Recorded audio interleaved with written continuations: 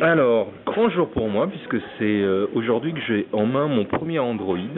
Donc ici je vous montre l'Android HTC Magic qui sera commercialisé chez SFR mi-avril. Donc pour l'occasion on n'a pas le form factor définitif puisque on verra des boutons réaménagés ici.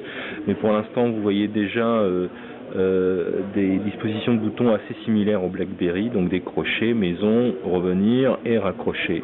Menu, et puis il y aura encore un bouton, c'est ça Recherche Internet. Recherche Internet. Donc il y aura un autre bouton va s'ajouter au boîtier. Vous voyez la taille. La taille, elle est, on est quand même dans une disposition un peu plus petite que l'iPhone. Donc il tient beaucoup mieux en main. Quand je les tiens vraiment comme ça, cette disposition est là et vraiment beaucoup plus téléphone que smartphone, hein, donc très bien en main. Et le petit décroché permet de prendre appui et de manipuler avec un seul doigt, comme on va voir dans la suite de la démonstration. Donc le principe de l'interface Android, c'est une espèce de bureau, un desktop qui n'est qu'en 3 écrans.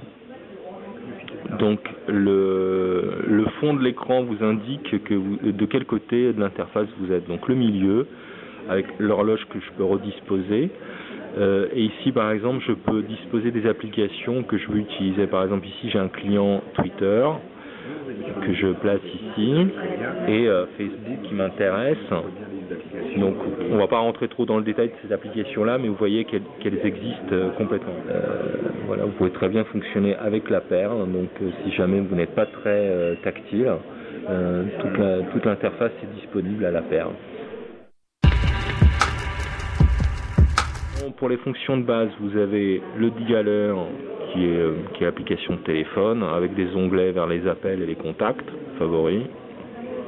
Donc là, assez habituel. Les contacts qui sont synchronisés on-air avec votre agenda Google, c'est en air. Il y a une synchro qui se fait en air. Donc pas besoin d'options payantes, c'est disponible inbox comme on dit.